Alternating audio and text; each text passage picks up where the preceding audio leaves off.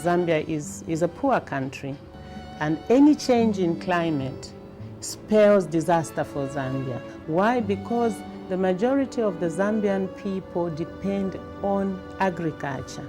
So when there's a change in climate, especially that our staple food is maize, when there is even a slight change in temperature, maize gets affected.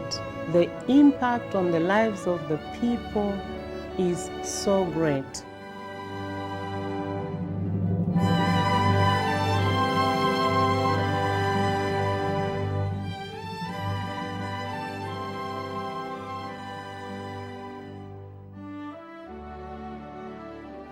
This is Eva Chipepo, a grandmother who lives in rural Lusitu in Chipepo's village in southern Zambia.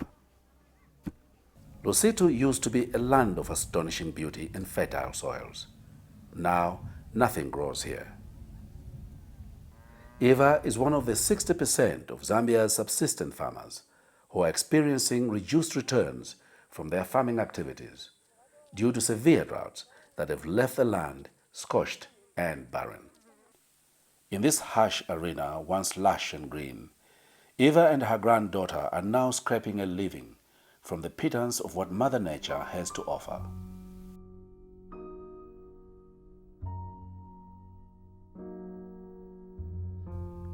Nature has not spared this land of hers, which in the previous year only gave 10 days of rain, hardly enough to grow any kind of crop, except the most drought-resistant.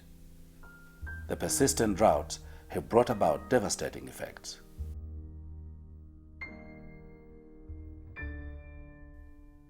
In this thirsty land, where water is no longer the real master, a relentless duel with the elements is daily being played out. In this arid landscape sculpted by wind and weather, life is not that predictable. This is Eva Chipepo's land. Sometimes confusing and sometimes baffling, but here harshness prevails.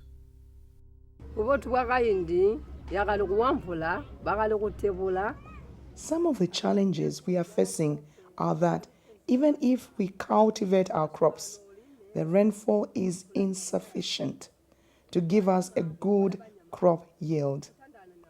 Apart from the poor rainfall, wild animals wander in our fields and destroy our crops. We never had such an experience before. In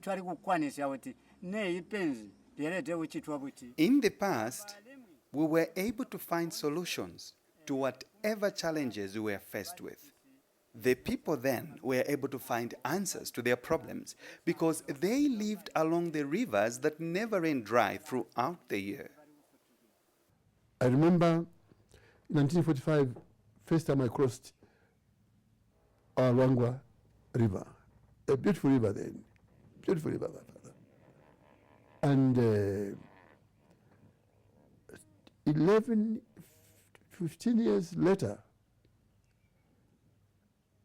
Luangwa had changed. It's drying up now during the dry season. The coming of rain is meant to be a promise of life, a temporary respite. But many parts of Zambia are caught between the two extremes of droughts and floods, leaving its people clutching onto life against overwhelming odds. If you take a small country like Zambia, for instance, and you find that maybe 50% of the expected crop yield has been destroyed because of change in climate, it follows that in order for the people to be sustained, the government must look for resources to provide relief to the people of Zambia. We have been spending increasing amounts of money when it comes to response to these hazards. What it then implies is that if we are getting more resources going into the disaster response mechanisms, as the case is, it means that we are moving money or resources away from development programs to go into disaster response. Climate change is bad for economic development, especially for poor countries like ours, because we are still struggling to grow. We are still struggling to educate our people. We are still struggling to provide the basic necessities that our people need. Severe weather is now beginning to affect one of Zambia's most critical economic sectors, tourism. The mighty Victoria Falls, the seventh wonder of the world.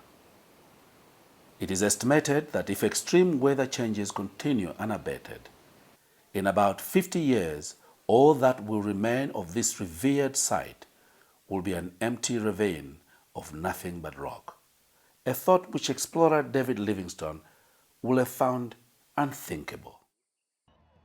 Zambia's tourism product right now is based on our natural endowment, what we have to show to the rest of the world. So people come here to see our wildlife, to see our waterfalls and everything else.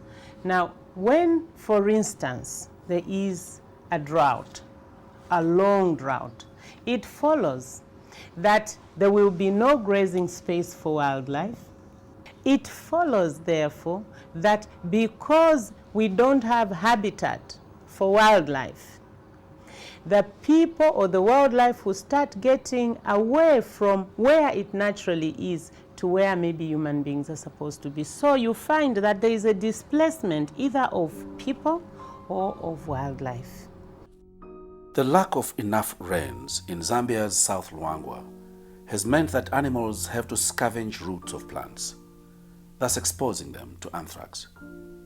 Hippos, being the most affected, are dying. The numbers are piling up.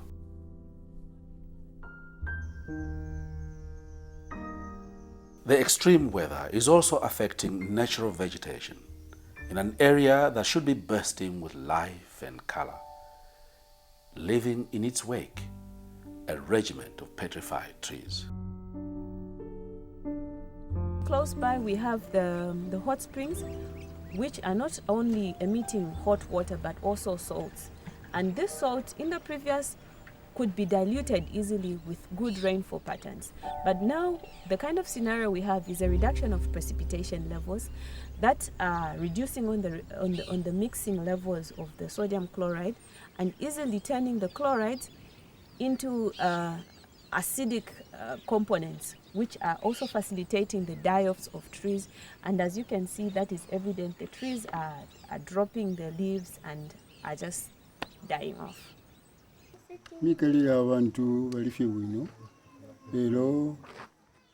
The living of the people is fine, although the rains are late.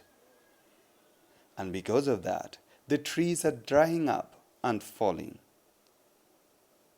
The water is drying up and animals are dying because of heat and lack of water. But for Eva and her grandchild, life is one day at a time, each day not being the same, each day coming with new challenges. Eva lost her daughter and son-in-law to AIDS, but in fact, it was malaria that they really succumbed to. There are more mosquitoes now and more malaria due to the extreme changing weather patterns. This is Eva Chipepo's land.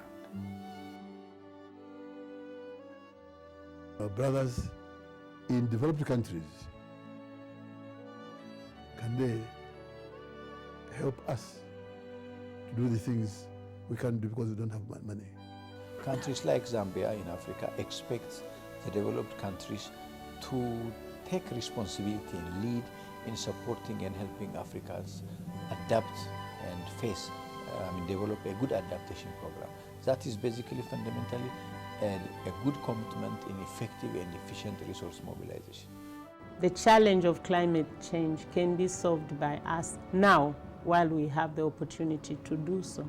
If we don't make decisions now, it may be too late for humanity.